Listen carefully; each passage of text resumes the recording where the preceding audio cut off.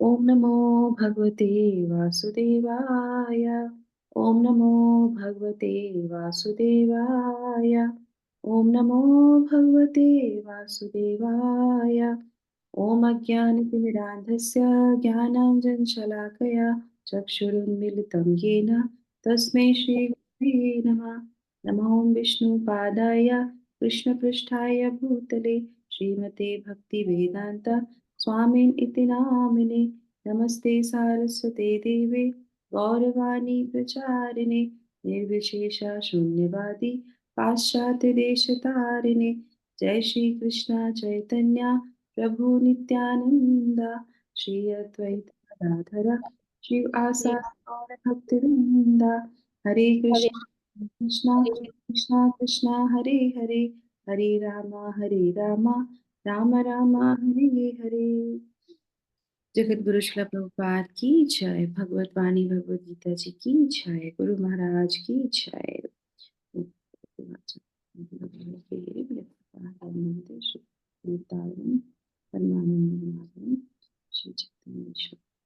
हरे कृष्णा। उपस्थित सभी भक्तों का बहुत बहुत स्वागत है आज के हमारे सत्र में, जिसमें हम पढ़ने जा रहे हैं भगवत गीता के 6वें अध्याय का श्लोक संख्या हम लोग 42 पे आ गए हैं। और 42 के बाद हमारा 47 है ना। तो दो तीन श्लोकास और चार पांच, उसके बाद हमारा ये जो है पूर्ण हमारा हो जाएगा अध्याय। तो अभी तक हम लोगों ने जो पढ़ा भगवत गीता में, तो हम लोग देख रहे हैं कि अर्जुन ने जो जिज्ञासा की थी कि इस मार्ग पे हम जब मैं जाऊंगा तो कहीं ऐसा तो नहीं है जो जाते हैं पूर्ण रूप से नहीं पूरा कर पाते हैं, क्योंकि ये बहुत दुर्लभ मार्ग लग रहा है, बहुत कठिन मार्ग है। तो कहीं ऐसा तो नहीं हमारा पतन हो जाएगा। क्या होता होगा ऐसे योगियों का इस मार्ग पे चलते हैं। तो भगवान निश्चित पूर्वक जो है बताते हैं कि डरने की कोई भी बात नहीं है, कभी भी उसका पतन नहीं होता है। अब पतन नहीं होता है उसको भी वो कंफर्म करते हैं कि थोड़ी दूर चलता है तो उसका क्या होता है, लंबा चलता है तो उसका क्या होता है। किसी भी आजकल आधुनिक जीवन में हम देखेंगे कोई भी बहुत सारे इंश्योरेंस देते हैं, ये देते हैं, ये हो जाएगा वो हो जाएगा, करेक्ट। मरने के बाद क्या होगा उसकी कोई गारंटी नहीं देता, करेक्ट।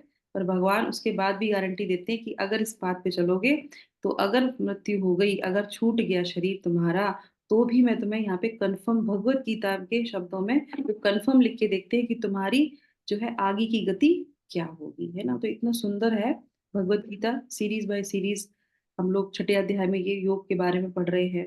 शिला प्रभुपाद उसको भक्ति की तरफ से बताते हैं, फिर 7वें अध्याय में और अच्छे से समझेंगे। 8वें में तो बिल्कुल अच्छी तरह से बताते हैं कि मृत्यु के समय में क्या रहता है। तो एक एक अध्याय एक एक श्लोक अपने आप में पूर्ण है और हमें उससे बहुत सारी जो है शिक्षाएं मिलती है ना। तो कल के श्लोक में हमने कौन सी चीजें कंफर्म सुनी थी भगवान से, क्या हमको रिटर्न गिफ्ट मिलता है। क्या मिलता है रिटर्न गिफ्ट। शॉर्ट टर्म में जो भक्ति करता है योग के पथ पे चलता है उसको क्या मिलता है, हरे कृष्णा।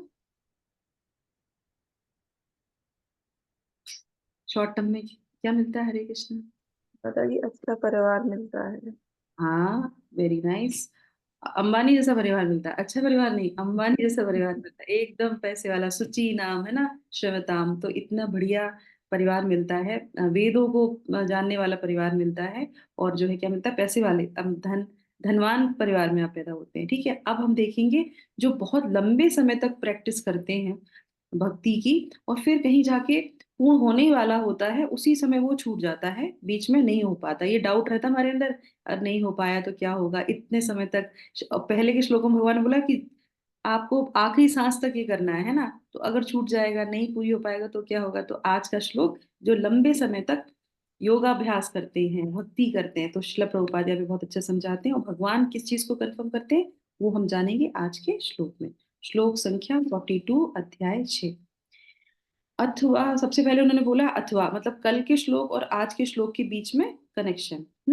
अथवा योगिनामेव कुले भवति धीमताम् एतद्भि दुर्लभतरं लोके जन्म यदि दृशम। आप लोग अपना माइक कृपया करके बंद रखिएगा, यस। अथवा योगिनामेव कुले भवति धीमताम् एतद्भि दुर्लभतरं लोके जन्म दधीदृशम्। अथवा कल के बाद अथवा यदि दीर्घ काल तक योग करने के बाद असफल रहे तो कौन वही योगी? वह ऐसे योगियों के कुल में जन्म लेता है जो अति बुद्धिमान हैं, है ना? निश्चय ही इस संसार में ऐसे जन्म दुर्लभ हैं। बहुत सुंदर।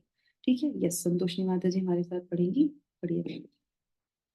हरे कृष्ण। तात्पर्य जगत गुरु शिला प्रभुपाद की जय। यहाँ पर योगियों के बुद्धिमान कुल में जन्म लेने की प्रशंसा की गई है, क्योंकि ऐसे कुल में उत्पन्न बालक को प्रारंभ से ही आध्यात्मिक प्रोत्साहन प्राप्त होता है। विशेषतया आचार्यों या गोस्वामियों के कुल में ऐसी परिस्थिति है। ऐसे कुल अत्यंत विद्वान होते हैं और परंपरा तथा प्रशिक्षण के कारण श्रद्धावान होते हैं। इस प्रकार वे गुरु बनते हैं। भारत में ऐसे अनेक आचार्य कुल हैं, किंतु अब वे अपर्याप्त विद्या तथा प्रशिक्षण के कारण पतनशील हो चुके हैं। भगवत कृपा से अभी भी कुछ ऐसे परिवार हैं जिनमें पीढ़ी दर पीढ़ी योगियों को प्रशय मिलता है। ऐसे परिवार में जन्म लेना सचमुच ही अत्यंत सौभाग्य की बात है। सौभाग्यवश हमारे गुरु विष्णुपाद श्री श्रीमद् भक्ति सिद्धांत सरस्वती गोस्वामी महाराज को तथा स्वयं हमें भी ऐसे परिवार में जन्म लेने का अवसर प्राप्त हुआ। हम दोनों को बचपन से ही भगवत भक्ति करने का प्रशिक्षण दिया गया। बाद में दिव्य व्यवस्था के अनुसार हमारी उनसे भेंट हुई। Krishna Hari. Thank you so much माता जी। हरे कृष्ण। तो बहुत अच्छी तरीके से श्रील प्रभुपाद ने यहाँ पे अपना ही उदाहरण प्रस्तुत किया है, अपने गुरु महाराज का उदाहरण प्रस्तुत किया है।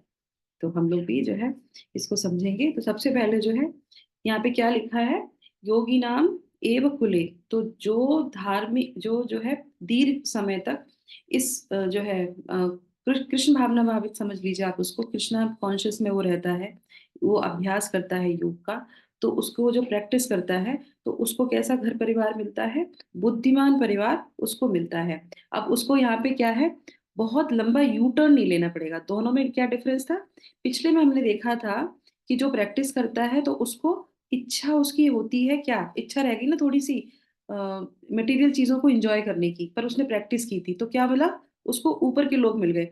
अब ऊपर के लोग में जाके पहले तो वो एंजॉय करेगा, है ना? उसके बाद जब उसको रियलाइजेशन होगा तो फिर वो नीचे आएगा। नीचे आने के बाद फिर वहां पे उसको सुविधा उपलब्ध होगी और उसके बाद वो प्रैक्टिस करेगा। तो लंबा हो गया, है ना? तो लंबा सा उसको घूम के आना पड़ेगा। तो यहाँ क्या है, यहाँ लंबा टर्न नहीं है, कोई यू टर्न नहीं है, कोई लंबा टर्न नहीं है। यहाँ पे क्या है, एकदम शॉर्ट। जहां पे उसकी गाड़ी रुकी उसके आगे से ही उसकी गाड़ी चल गई। तो ये फर्क आ गया ना। अब उसमें कह सकते हैं कि उसमें भी इतनी सुविधा थी, उसमें भी अच्छा चीज था, नहीं। इसीलिए चैतन्य महाप्रभु बोलते हैं कि ना हमें धन चाहिए ना हमको सुंदर वो चाहिए। क्यों? क्योंकि उसमें आपने, इससे आप रियलाइजेशन कर सकते हैं, अगर बहुत अच्छा परिवार होता है, धन बहुत होता है, तो हम क्या करते हैं? हम 31 की पार्टी करते हैं। हम करेंगे ही करेंगे। क्यों? क्योंकि माहौल ऐसा बन जाता है, आप न चाहते हुए भी समाज के लिए। कई कई जगह होता है, जैसे अभी हमारे घर में शादी थी, सभी लोग पूजा पाठ वाले हैं, पर वो स्थिति परिस्थिति मतलब उनकी जो है पोजीशन ऐसी है कि उनके लिए उनको उतना पैसा खर्च करना ही पड़ेगा, क्योंकि ये होता ही है। तो वो बाउंडेशन नहीं है।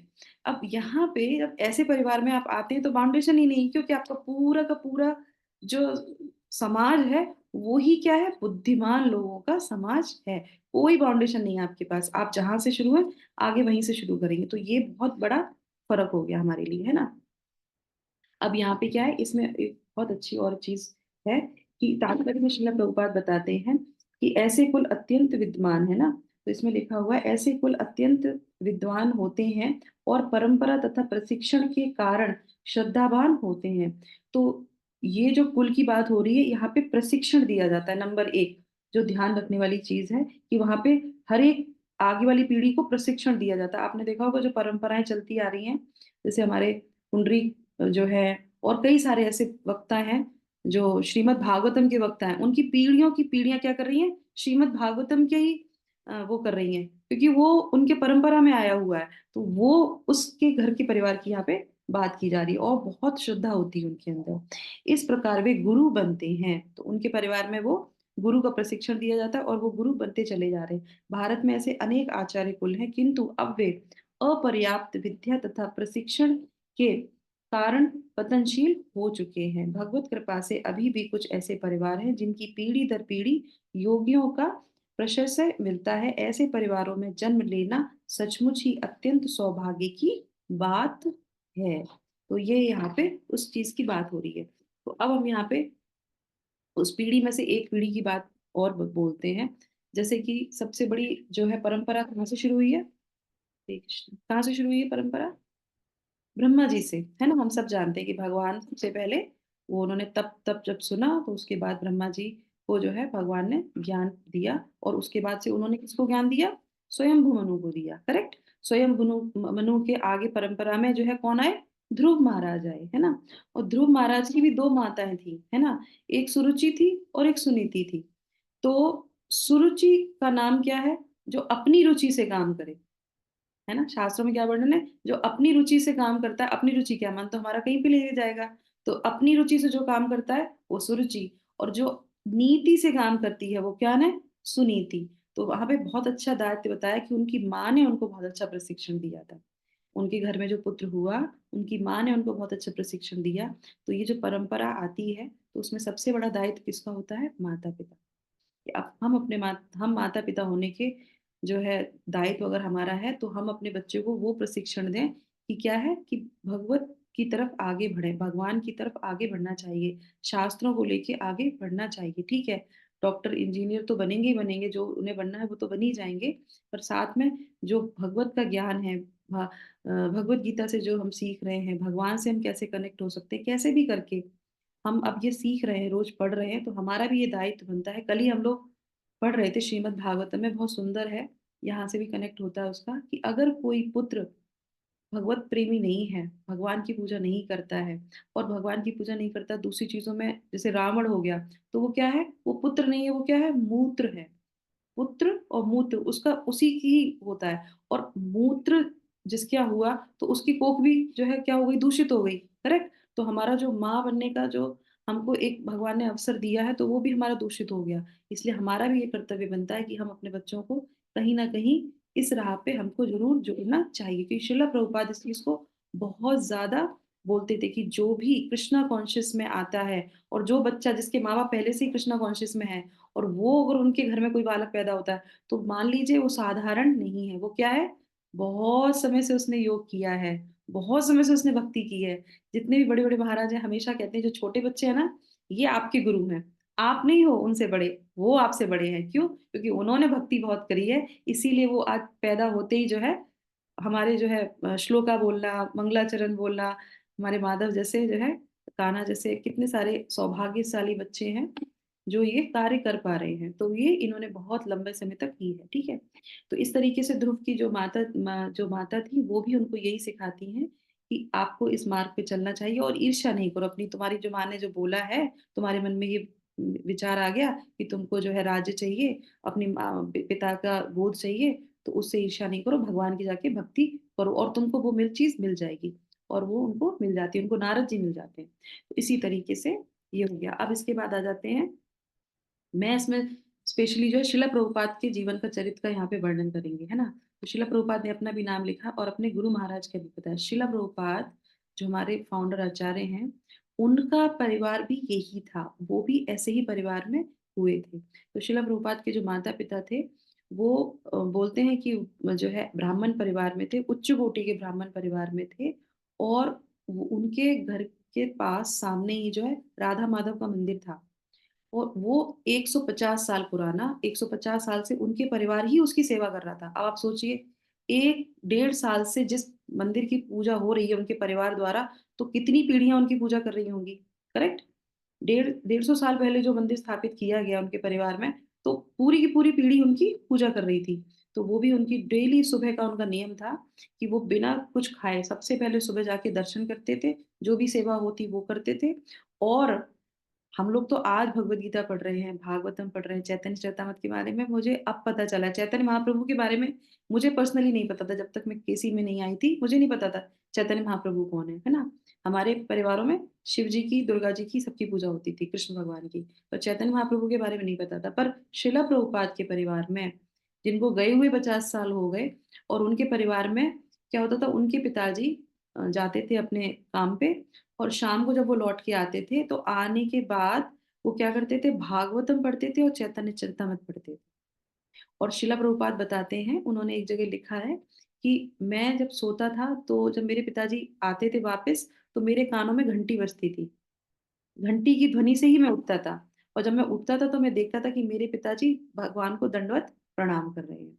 और मेरे घर में बहुत सारे साधु आते थे। वो यही कहते थे कि वो जो भी साधुओं को बुलाते थे और उनसे यही कहते थे कि आप मेरे पुत्र को आशीर्वाद दीजिए कि ये क्या बने, राधा रानी का बहुत अच्छा भक्त बने, ये भगवान का बहुत अच्छा भक्त बने और भगवान की सेवा करे। तो उनकी बहुत इच्छा थी कि उनका बच्चा जो है क्या बने, बहुत अच्छा भक्त बने, प्रचार प्रसार करे और श्रीमद् भागवतम का पाठ करे, और क्या है, बहुत अच्छा मृदंगा भी बजाए। उनकी 2-3 इच्छाएं बहुत थी। तो एक बार शिला प्रभुपाद का एक लेक्चर था, वो शॉर्ट कई बार आता है, उसमें शिला प्रभुपाद मृदंग बजा रहे हैं और कुछ फॉरेनर्स डिवोटीज वहां बैठे हैं, और बजाते बजाते बड़े खुश होते हैं और कहते हैं कि मेरे पिताजी चाहते थे कि मैं ऐसा ही बनूं। तो वो एकदम हंसने लगते हैं, तो वो नहीं नहीं, ये मत समझना कि मैं मृदंगा प्लेयर बन जाऊं, नहीं। वो ये चाहते थे कि मैं भागवत पढ़ूं, मैं भक्त बनूं और मैं मृदंगा भी बजाऊं। तो मैं ये तीनों चीजें आज कर रहा हूँ क्योंकि मेरे पिताजी ने मुझे जो प्रशिक्षण दिया, जो अभ्यास कराया, और उन्होंने जो साधुओं से जो प्रार्थना करी कि आप लोग इसे आशीर्वाद दीजिए इससे कि ये भक्त बन सके, तो आज मैं वैसा ही हूँ। मेरे पढ़ाई के लिए जब मैं बाहर, मुझे भेजा जा रहा था, तो मेरे पिताजी ने मना कर दिया कि नहीं, इसको बाहर मत भेजो पढ़ाई के लिए, यहीं पे ये कलकत्ता में इसको पढ़ने दो, क्योंकि मैं नहीं चाहता कि मेरा बच्चा मलिच्छ बन जाए। आप सोचिए क्या बोला उन्होंने, मलिच्छ बन जाए, कि अगर बाहर जाएगा तो दूषित वातावरण में रहेगा और कहीं ना कहीं ये फिर दूषित ही हो जाएगा। तो उन्होंने कहा कि ज्यादा पढ़ लिख के भी कुछ नहीं होने वाला, भक्त बनना बहुत आवश्यक है। तो ये हम देख सकते हैं कि शिला प्रभुपाद ने अपनी जो है आखिरी 10 सालों में इतना पूरा जो है हम सबके लिए वैकुंठ स्थापित कर दिया, जहाँ पे हम जाके प्रशिक्षण ले सकते हैं, अपने बच्चों को दे सकते हैं। तो हमें भी ये अवसर बिल्कुल भी नहीं छोड़ना चाहिए, और जो श्रीमद् भागवतम में, भगवत गीता में इसका दिया गया है, ठीक है। उसके बाद अब आ जाते हैं एक उस पे, एतद ही, उसमें लिखा है एतद ही दुर्लभतरम।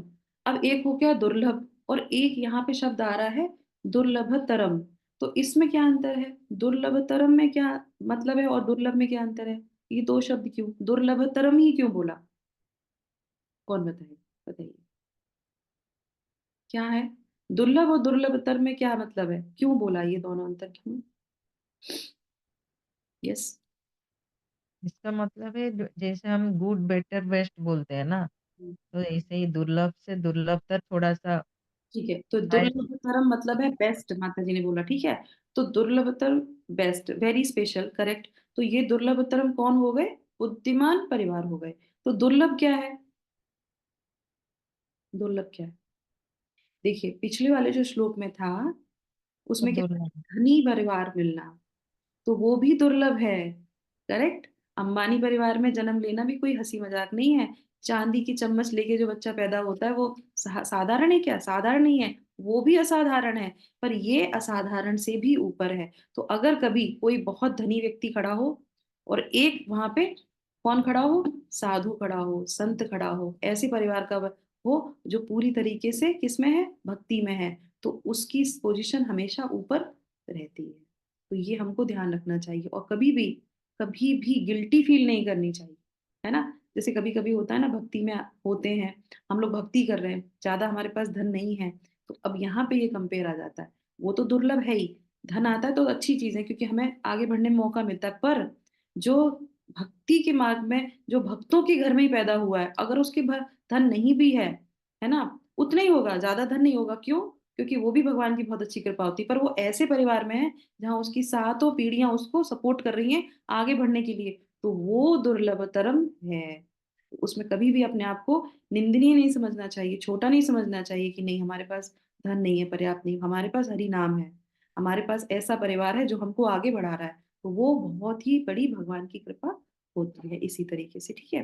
तो ये हमने यहाँ पे सीखा। अब इसके बाद जो है, अब यहाँ पे एक चीज और है, अब एक उदाहरण और इसमें लेते हैं छोटा सा, कि हमारे भगवान जो है स्वयं क्या कहते हैं, योगियों में जो सबसे बुद्धिमान है और सबसे बड़ा योगी कौन कहता है, तो इसी अध्याय के आखिरी जो श्लोक है जहाँ पे भगवान इसको विराम करेंगे, उसमें भी भगवान इस चीज को कंफर्म करते हैं। लास्ट श्लोक 47, तो उसमें क्या कहता है, योगी नाम अपि सर्वेशा मद्गतेनांतरात्मना श्रद्धा वा भजते यो माम स मे युक्त तमो मता। तो भगवान कहते हैं कि और समस्त योगियों में जो योगी अत्यंत श्रद्धा पूर्वक मेरे परायण है। तो क्यों शिला प्रभुपाद बार बार योगी की जो है कंपेयर किससे करते हैं, भक्त से करते हैं। इसीलिए करते हैं क्योंकि भगवान भी इस चीज को कंफर्म करते हैं, करेक्ट। हर जगह भगवान कह रहे हैं ना भक्ति में जो आता है, क्यों, क्योंकि भगवान का मूड यही है।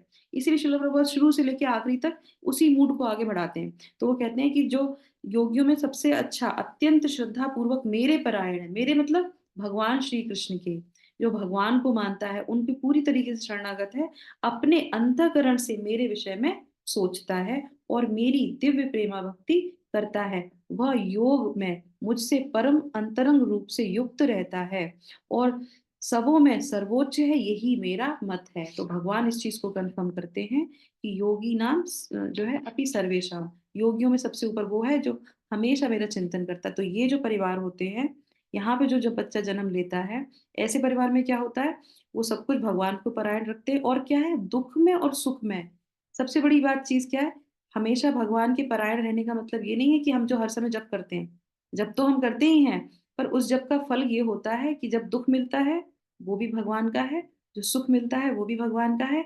हर समय भगवान की कृपा वो उसको देखता है, वो उसमें बिल्डर नहीं होता है, वो ही भगवान का सबसे अच्छा भक्त है और वो ही सर्वोच्च उसकी जो है क्या है, स्थिति है। तो इस चीज को भगवान यहाँ पे कंफर्म करते हैं और हमको भी इससे बहुत अच्छी सीख लेनी चाहिए कि हमारे परिवार में जो भी कृष्णा कॉन्शियस में अगर आप हैं और आपके यहाँ ऐसा बच्चा पैदा हुआ है, तो क्या मानेंगे, वो हमारे गुरु हैं, वो हमसे बड़े हैं, वो भक्ति करके आए हैं और इसी जन्म में ये बात इतनी टच करती है कि ये बालक, ये बच्चा या बच्ची जो भी आया है, इसने बहुत भक्ति करी है, अब हमारा दायित्व बनता है कि इसकी भक्ति को पूर्ण करें, करेक्ट। इतना पढ़ने के बाद अगर फिर भी हमें डाउट रहता है तो फिर हमारा पढ़ने का क्या फायदा। और हम जो लोग अभी कुछ समय से ही भक्ति में आए हैं, तो हमें भी इसी जन्म में कोशिश करनी चाहिए कि हम पूरी तरीके से भगवान को सरेंडर करें और इसी जन्म में भगवान के पास वापस जाएं। वो कैसे जाएंगे, उसका एक सीधा सा उपाय है कि हम गुरु की शरण में आ जाएं। अगर गुरु की शरण में आते हैं तो फिर गुरु स्वयं हमको हाथ पकड़ के ले जाएंगे। तो हमारा प्रयास हरे कृष्णा महामंत्र करना और अपने आप को गुरु के सफल लेके आना, गुरु की शरण में ले जाना, फिर गुरु अपने आप देख लेंगे। संबंध, अवधेय और प्रयोजन, प्रयोजन गुरु अपने आप ही करते हैं, हमारा सिर्फ संबंध हमको अपना गुरु से स्थापित करना है। तो इसीलिए जब हम प्रार्थना करें सुबह, तो चैतन्य महाप्रभु से, नित्यानंद प्रभु से हमको बहुत प्रार्थना करनी चाहिए, क्योंकि वो कौन है, गुरु तत्व है। नित्यानंद पे करेंगे कि आप हमको कृपा कीजिए जिससे कि हम चैतन्य महाप्रभु में अपना मस्तिष्क लगा पाए, अपना ध्यान लगा पाए। और वो इसीलिए आए, इनकारनेशन कलयुग के इसीलिए गौरानिताए हैं, चैतन्य महाप्रभु और नित्यानंद प्रभु हैं, कि वो हमको गुरु से अवश्य ही मिलाते हैं। अगर आपको लगे गुरु नहीं मिल रहे हैं तो क्या करना चाहिए, नित्यानंद प्रभु को बहुत बहुत प्रार्थना करनी चाहिए है। एक महाराज बहुत अच्छा बोल रहे थे, मेरे ख्याल से हमारे हल्दर महाराज ही बोल रहे थे, वो कह रहे थे कि हमको रोना चाहिए, गुरु के लिए रोना चाहिए, परंपरा से जुड़ने के लिए रोना चाहिए। तो एक भक्त ने पूछा, और हमें अगर रोना ना आए तो बोले न रोने के लिए रोना चाहिए, कि हमको रोना नहीं आ रहा है तो इसीलिए कि हम रो भी नहीं पा रहे हैं, उसके लिए रो कि हमको रोना आए, हम कनेक्ट हों अपने गुरु से। अगर गुरु से कनेक्ट होंगे तो हम अपना जीवन पार कर सकते हैं, ठीक है। तो इसी प्रार्थना के साथ यहाँ पे हम विराम करेंगे और कल के श्लोक में ये जो भगवान ने बताया था इसी से कनेक्टेड अगला श्लोक हमारा आएगा। हरे कृष्णा कृष्णा कृष्णा हरे हरे, हरे रामा राम राम हरे हरे। जगत गुरु शिला प्रभुपाद की जय, भगवत वाणी की जय। हरे कृष्णा, सभी लोगों का दिन शुभ हो, मंगलमय हो, इसी कामना के साथ आज के सत्र को विराम करते हैं। हरे कृष्णा।